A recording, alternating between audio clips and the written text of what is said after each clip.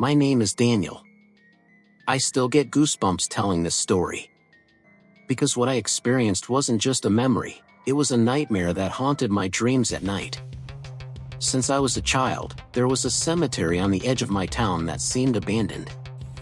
Most people ignored it, even if they happened to pass by, they'd bow their heads and pass by silently. I'd ask why, and my elders would always give the same answer: it's old, forgotten. You'd better not go in. But my childhood curiosity never subsided. When I tried to look through the iron gates, what I saw was very different from a typical cemetery. Huge trees, broken tombstones, and a constantly lingering, inexplicable fog. Unanswered questions. Hello. Today we'll tell you what happened to Daniel in that damn cemetery. Trees, gravestones, soil, and even the dead live in this cemetery. It's the most horrific event I've ever seen, and I spent hours preparing the video, holding my breath. You urgently need to witness this. I've witnessed hundreds of horrific events over the years, real or not, but this one is different, and I'm going to tell you about it now. If you're ready, subscribe to the channel for the scary events, and don't forget to breathe while watching. Years later, as a young man, I decided to step behind those doors. It was nighttime. The moon was hidden by clouds, the sky almost completely dark. I flicked on my flashlight and, straining against the rusty chains, stepped through the door. At that moment, the weather changed. The wind, which had flowed easily outside, felt heavy inside. It felt like a weight had fallen on me. I felt the earth tremble slightly with every step. My heart raced as I walked among the gravestones, which stretched like a corridor. Everything was silent, but this silence was unsettling. It was as if someone, lurking in the darkness, were watching me.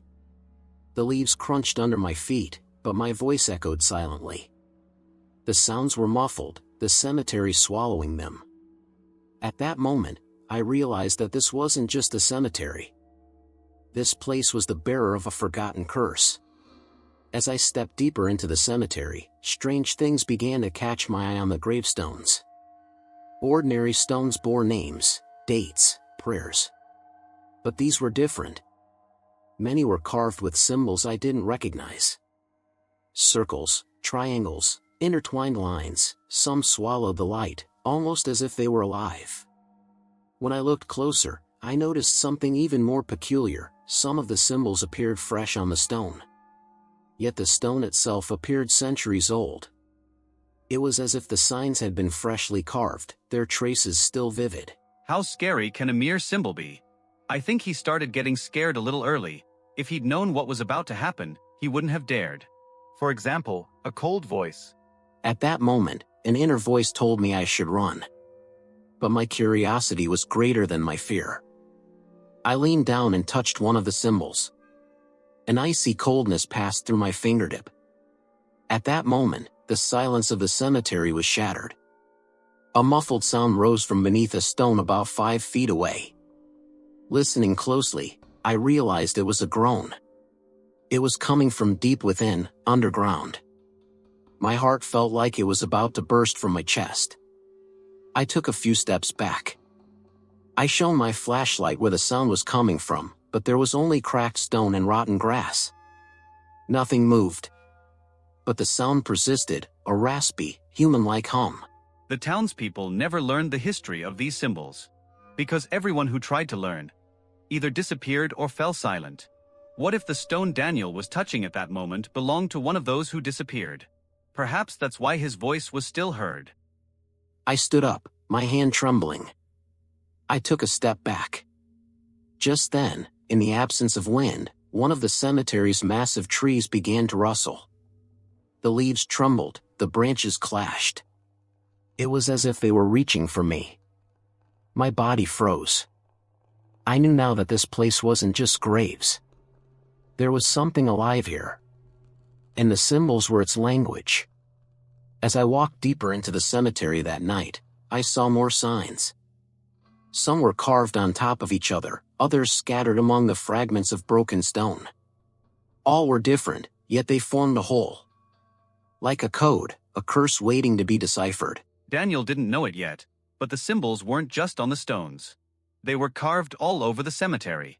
Into the tree trunks, in the cracks in the ground, even in the patterns of moonlight piercing the night. As I moved past the gravestones, the ground beneath my feet felt softer. With each step, I felt myself sinking deeper. My flashlight seemed to fade, or perhaps the darkness grew stronger. Tree trunks stretched out like enormous shadows, their branches intertwined, staring down at me. I stopped in front of one grave. Its stone stood out from the others, no name, no date. Just a symbol, 3 interlocking circles, a cracked line in the middle. The edges of the stone were covered with moss, but the symbol looked as if it had been freshly carved. I leaned forward, wanting to take a closer look. Just then, I heard it. At first, I thought it was the wind. But there wasn't. The air was completely still. The sound was coming from beneath the stone. Muffled, deep, almost like breathing. I listened intently. It was a groan. Then another sound, shuffling feet. As if someone were walking beneath the earth. I took a step back. I shone my flashlight beneath the stone, but there was only dry leaves and cracked earth. Nothing moved. But the sound was still there. This time it was clearer. A weeping sound. Quiet, muffled, but definitely human. My heart was pounding. My hands were shaking. I wanted to run, but my feet wouldn't budge. It was as if a voice beneath the earth were calling me. I bent down, placing my ear close to the edge of the stone. The sound stopped abruptly. A profound silence took its place. But this silence was even more frightening than the silence of the cemetery. Just as I was about to straighten up, the ground next to the stone shifted slightly. I saw it with my own eyes. A tiny crack appeared. Then another sound, the scraping of nails. This time, I backed away. I dropped my flashlight. The light flickered, then settled back. The crack beneath the stone was widening. The townspeople never learned what lay beneath some of the gravestones, because those who tried to find out either went mad or were silenced. That night, Daniel heard the scream within that silence. Perhaps he truly risked going mad, even disappearing.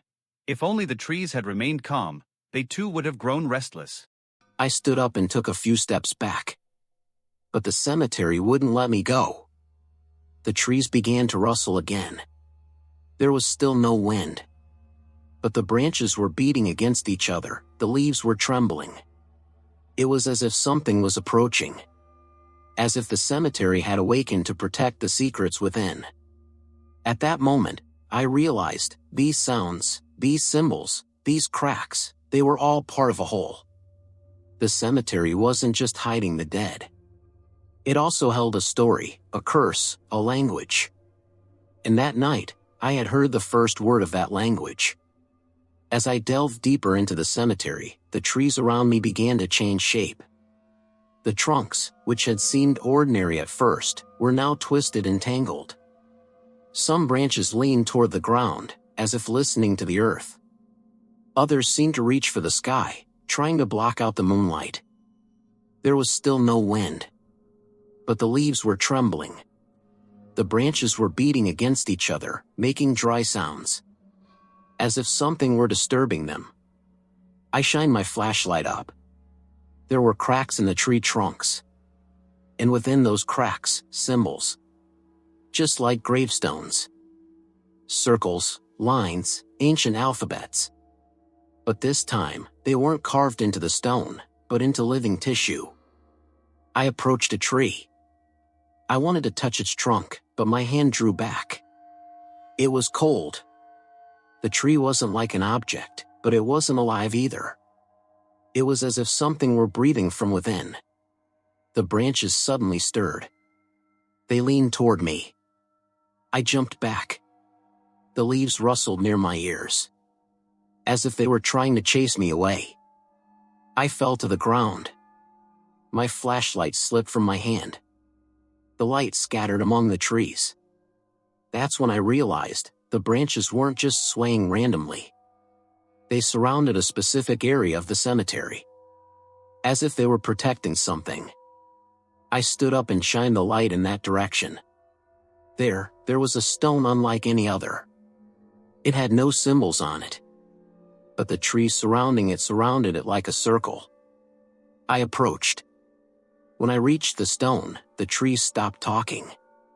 Silence fell. But this silence wasn't peace, it carried threat. The stone's surface was smooth, as if it had never been touched. But at that very moment, a branch fell to the ground. It snapped with a crash. Then another. The trees began to shake. Leaves were falling, trunks were cracking. I moved behind the stone. There was something there, in the soil. I shined my flashlight. A small hole. But inside the hole, a symbol. This time, it wasn't familiar. It was different from anything I'd seen before. It seemed to be moving. I blinked. The symbol had shifted. I reached out, but a branch hit my shoulder. It was hard. I turned back. The trees had moved again. Now I was certain that in this cemetery, not only the stones but also the trees lived. And they guarded secrets. Every symbol, every crack, every whisper, was part of a whole. And I had stepped into this hole. As I moved away from the trees, I came to a part of the cemetery I hadn't noticed before. The stones here were older. Some were buried in the ground, others had almost completely crumbled. Silence had fallen again. But this time, it was different. It was as if something was watching me. Not with eyes, but with presence. The cemetery was like a world of secrets, but very terrible secrets. It was impossible to take a step without fear. Daniel was terrified, even considering going back, and he suspected that no one but him could live here. Because this place was truly terrifying. He felt a sense of comfort, combined with the uneasiness of loneliness, until he met her. At that very moment, a shadow appeared before me. Silently. I heard no sound. No footsteps, no rustling leaves. Just a presence. I shined my flashlight. A man stood there. He was old. Hunched over. Wearing a faded jacket and an old hat. His eyes were empty. As if they had no inside. But he was looking at me. "What are you doing here?" he asked. His voice was a whisper, but it echoed in my ears. "I was just looking," I managed. My voice was trembling. The man took a few steps closer. His feet sank into the earth, but they left no trace. "Don't tell anyone what you saw," he said. "Or they will hear you." That night, Daniel encountered the cemetery's caretaker. But this caretaker was no ordinary man. Because some tasks are given not to the living, but to the dead themselves. Was the caretaker alive, or was he a game played by those here? Could the caretaker be part of this cursed system? I looked at the man's face. His skin was colorless. His lips were chapped. But his eyes were the most frightening. Because there was nothing in them. No light, no expression. Just emptiness. "Who are they?" I asked. The man didn't answer. He simply turned his head and gazed into the darkest corner of the cemetery. Then he turned back to me. "Some graves talk. But some listen. Which one did you touch?" A chill ran through me at that moment. I reached into my pocket and gripped my flashlight tighter. The man took a step closer. "Everyone who enters here leaves a mark. But some marks don't come back." The townspeople constantly talked about a guard at the cemetery. This unconfirmed rumor circulated as a legend among the people. So how did this happen? If no one who entered the cemetery survived, how could the people know that there was a guard? How could this guard live here? Or have others entered the cemetery and survived? Could they have even uncovered the mystery? Or was the guard simply mingling with the public like an ordinary person? Questions were mounting. We were nearing the end, but these increasing questions were starting to make Daniel uneasy. The man suddenly turned around. He began walking without a word. His feet touched the ground, but he made no sound. I wanted to follow him, but my body remained motionless. It was as if the cemetery itself were stopping me. The man disappeared into the darkness. Then the cemetery fell back into silence. But this silence was different now. Heavier. More threatening. That night, I learned that the cemetery wasn't just stones and symbols. There were people living here. And some were still on duty. After the guard disappeared into the darkness, the cemetery fell into silence again. But this silence was no longer familiar. It was as if everything was watching me, the stones, the trees, even the earth itself. I picked up my flashlight again. The light was dim, but still strong enough to guide me. I walked toward the oldest part of the cemetery. There were no stones here. Just irregular rises, as if the graves were hidden. There were no tracks in the ground, but a slight vibration was felt under my steps. It was as if something was awakening. I stopped in front of her eyes. The surface of the earth had cracked. I shined my flashlight. There were no symbols there. But the voices coming from the stones were louder here. No longer whispers, but humming. It was as if multiple voices were speaking at once. It didn't make sense, but it was rhythmic. Like some kind of calling. The surface of the earth moved. I saw it with my own eyes. A tiny dip, then a rise.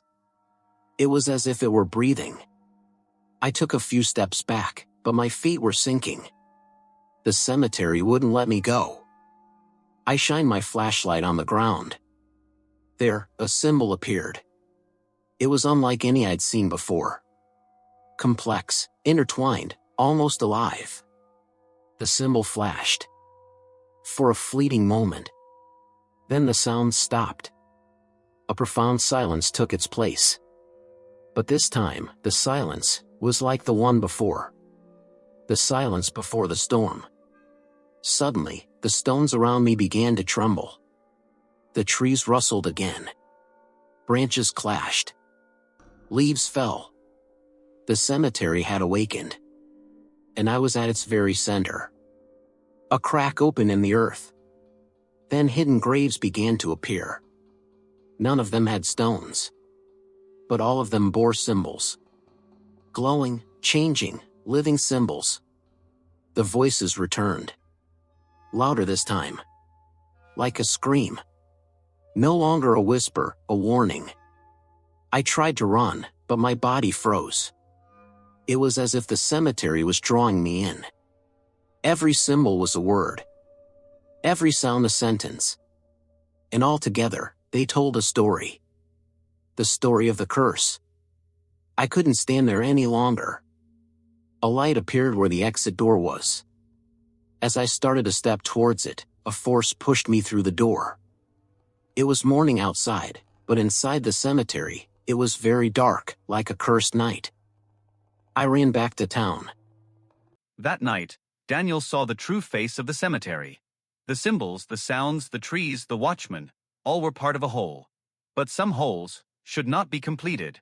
Because Daniel was so afraid, let alone going back to that cemetery, he only shared his experiences with a few people. And even after sharing them with those few people, he said he had seen a silhouette resembling a watchman in town. The damned mystery didn't want to be solved. Daniel stated that after that night, wounds appeared on his hands and feet. The townspeople, who saw what happened to Daniel, never even approached that cemetery again. The townspeople built a new cemetery for themselves. And it continues to stand as an empty forest to this day, and will remain so forever. Subscribe to the channel for such cursed, creepy events. I'll take care of the rest. Don't forget to drink plenty of water and like the video. With love.